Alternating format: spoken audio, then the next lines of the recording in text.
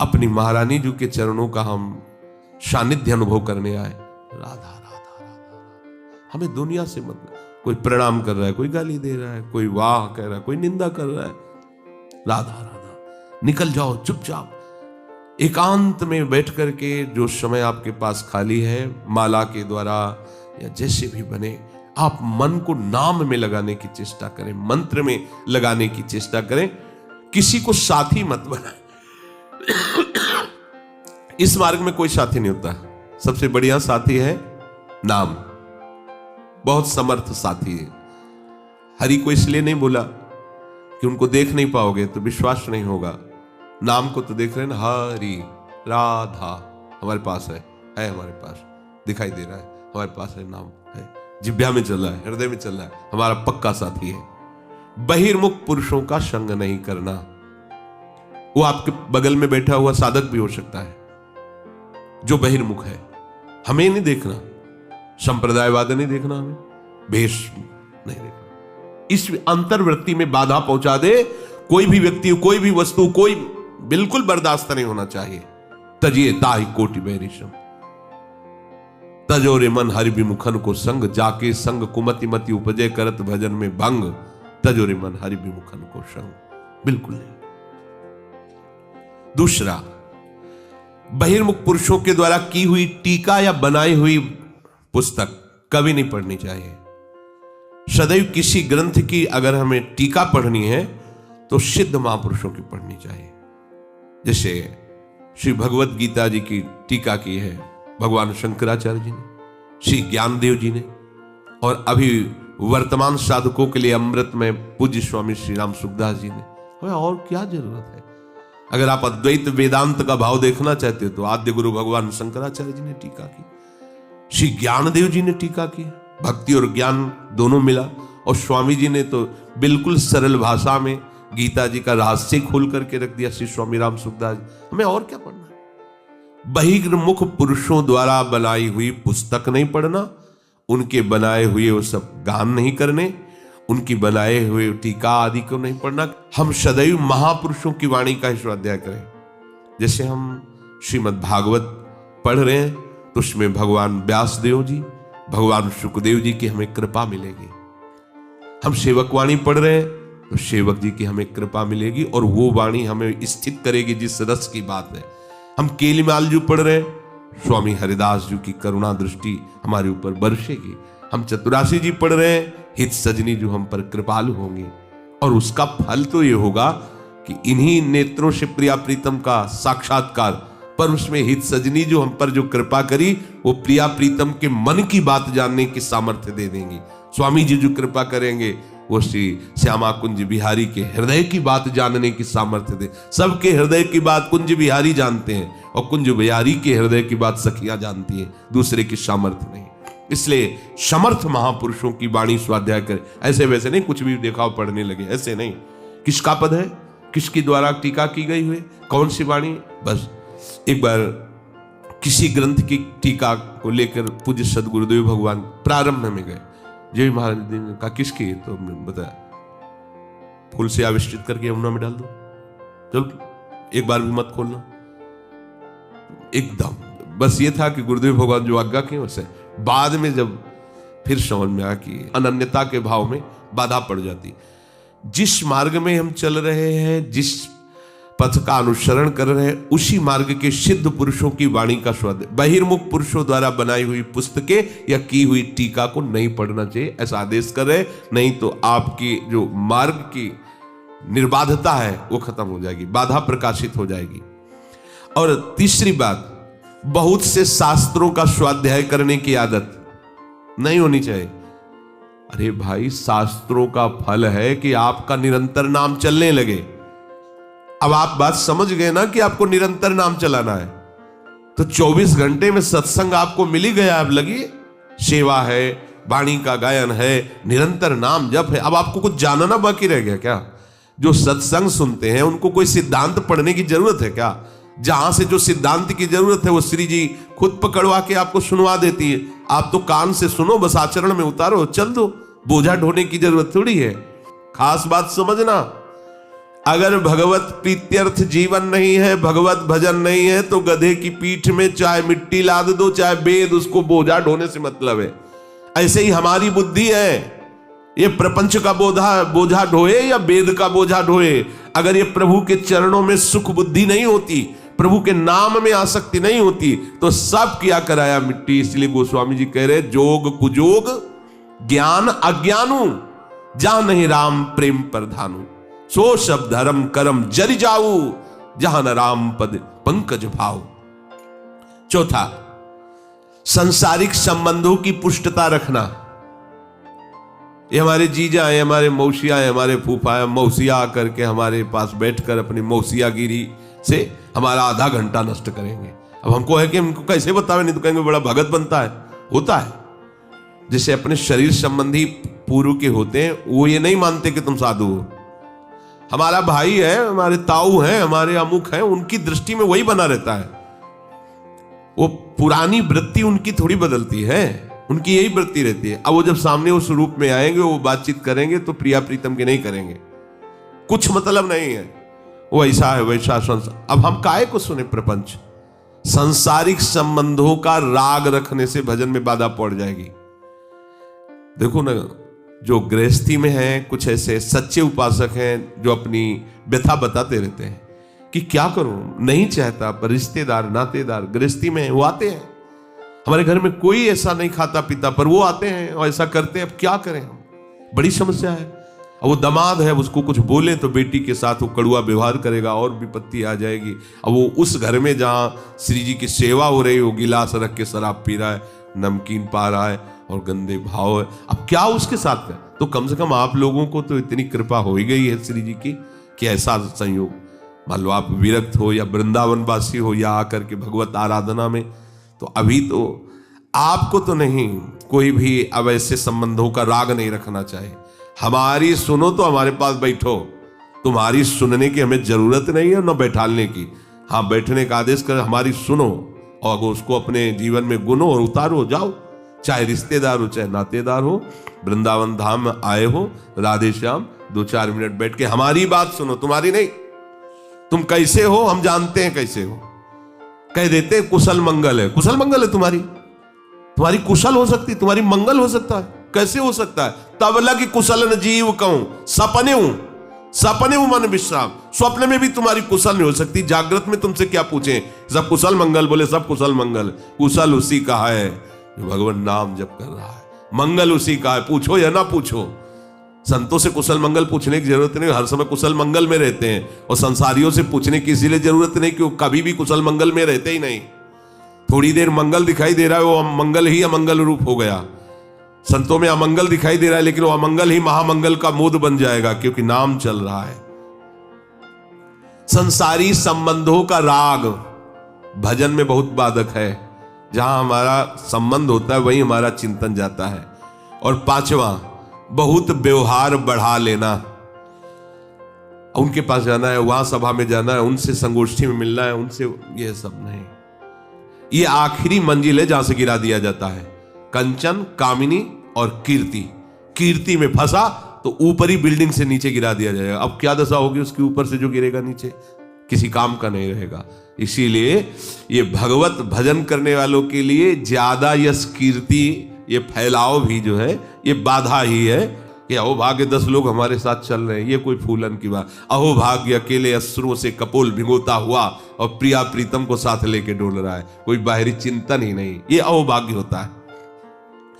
तो तब जाकर के वो नियत मानसः होता है। यहां भगवान करे कि युंजन नेवम सदात्मानम योगी नियत मानसः।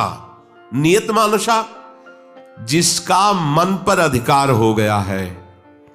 नियत मानस तभी माना जाता है जब केवल केवल प्रभु का भरोसा, आशा, चिंतन, उन्हीं में रमण, केवल प्रभु ही प्रभु, उसे कहते हैं नियत मानसः, योगी नियत मानसः। अब वो खड़ा है तो प्रभु, बैठा है तो प्रभु, चल रहा है तो प्रभु, खा रहा है तो प्रभु, हर समय प्रभु। प्रभु के सिवा दूसरा कोई चिंतन नहीं, कोई आश्रय नहीं, कोई चाह नहीं, कोई बल नहीं, कोई भरोसा नहीं, उसे कहते हैं नियत मानसः। जब तक उपासक थोड़ा भी संसार से अपना संबंध रखता है, देखो ध्यान देना, संसार संबंध रखे वो उसकी मौज, उपासक को संसार से संबंध नहीं रखना। सैकड़ों उससे हमारे कहें उनकी बात, उसके हृदय में हमारे केवल प्रिया प्रीतम होने चाहिए, उसके हृदय में एक भी व्यक्ति हमारा नहीं होना चाहिए। बात समझो, ये भगवत प्राप्ति का स्वरूप है। अगर एक के भी साथ संबंध रहा तो मन उसके पास जाएगा, तो नियत मानसा हट जाएगा। नियत मानसा नहीं कहा जाएगा, नियत मानसा वही कहा जाएगा जिसका प्रभु के सिवा मन कहीं जाता ही नहीं। बड़ी बात है। तो क्या वो वस्तु व्यक्ति स्थान उसको दिखाई नहीं देता? दिखाई देता है। साधक को वस्तु व्यक्ति स्थान दिखाई देता, उसमें भावना करता है कि प्रभु है, और उस नियत मानसा को सीधे प्रभु ही सब रूपों में है, ये अनुभव हो चुका है। अब वो व्यवहार में बात कर रहा है, खेल रहा है, खा रहा है, हंस रहा है, अपने प्रभु में ही, प्रभु की शिवा, ये आंतरिक स्थिति, बाह्य नहीं। अब साधक नियत मानसा में पहुंचने के लिए सबसे बड़ी पहली गलती ये कर देता है कि हम तो पापी आदमी हैं, हमसे भजन तो हो, हम तो बहुत काम ही हैं, और हम तो गृहस्थ हैं। पहली बात समझिए, रिक्शा पकड़ लेने के कारण ए रिक्शा कहने से खड़ा हो जाता है, तो आप समझो आपने पाप को पकड़ लिया, स्वयं आप अपने को पापी बोलने लगे।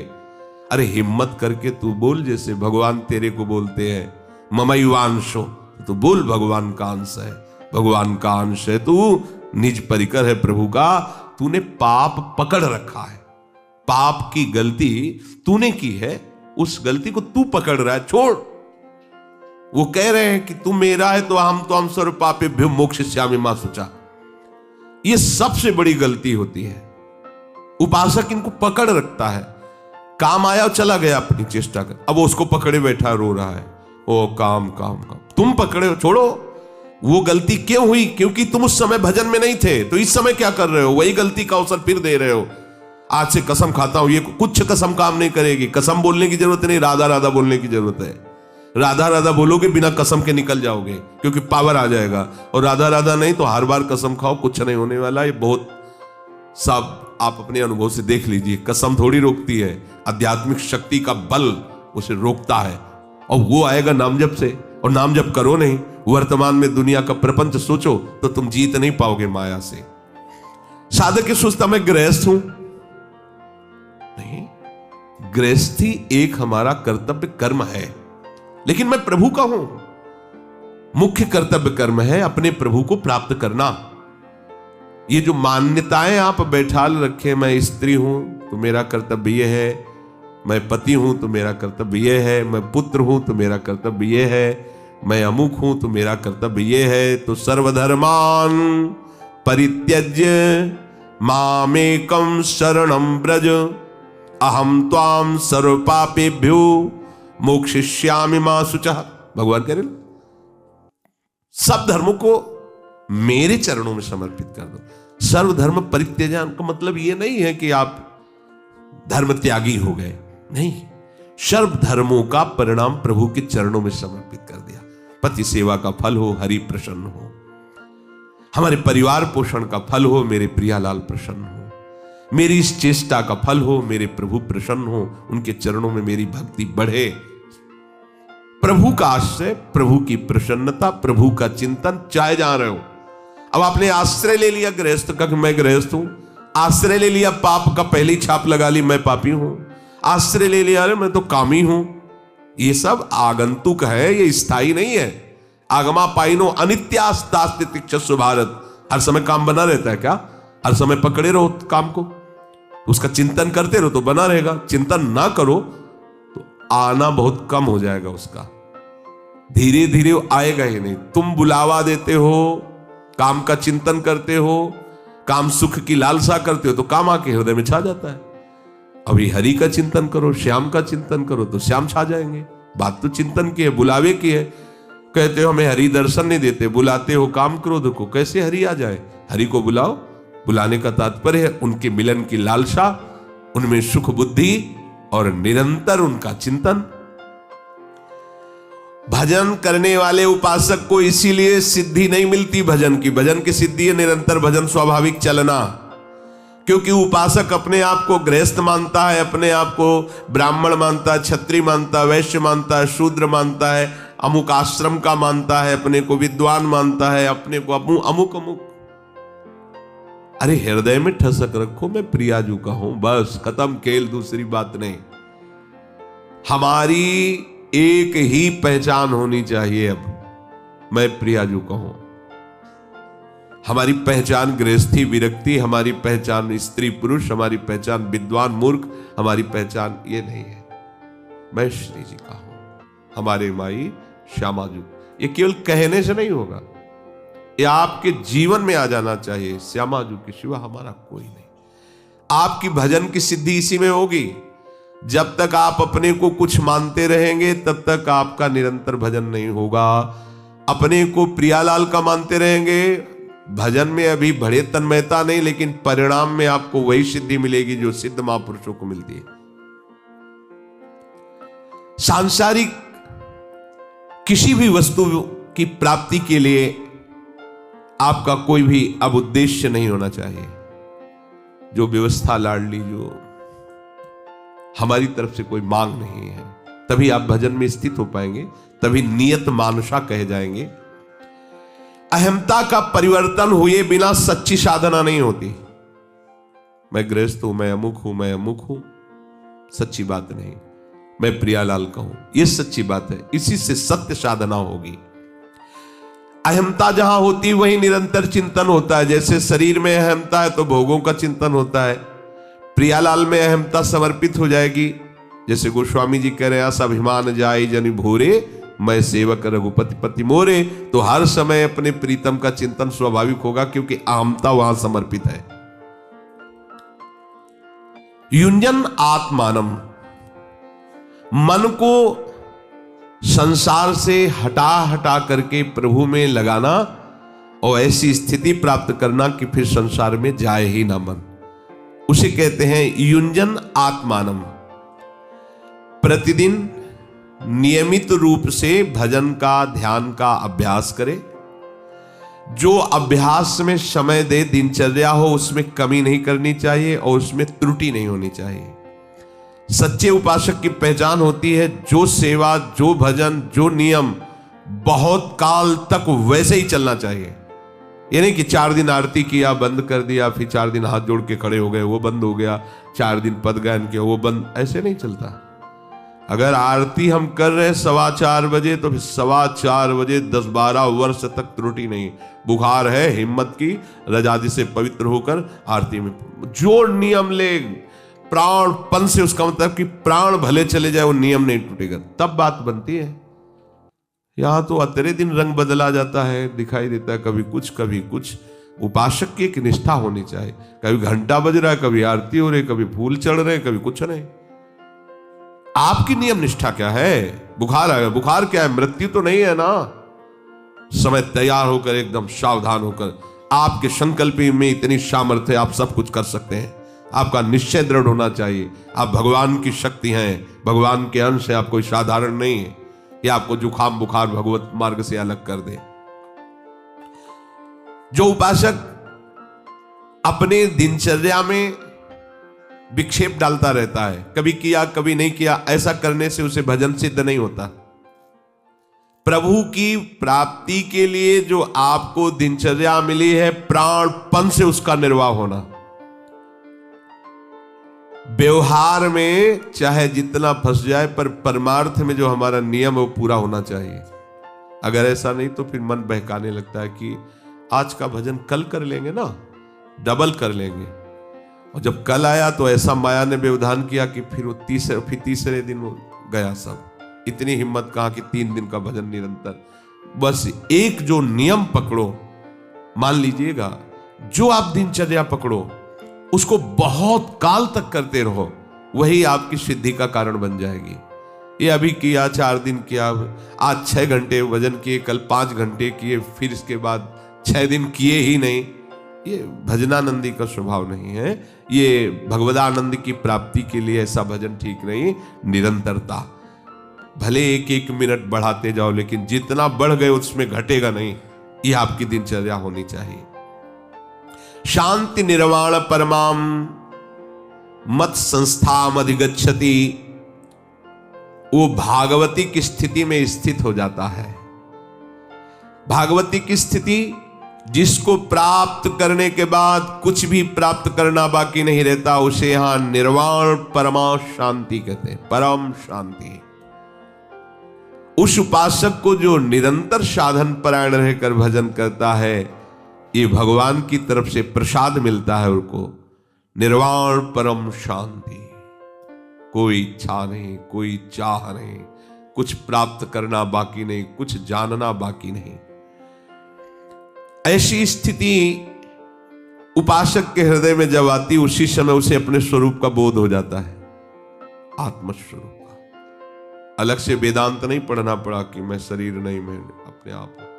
रामचरितमानस में कहा, मम दर्शन फल परम अनुपा, जीव पाओ निज सहज स्वरूपा। भगवदानंद की स्फूर्ति होती है, ही स्वरूपानंद प्रकाशित हो जाता है।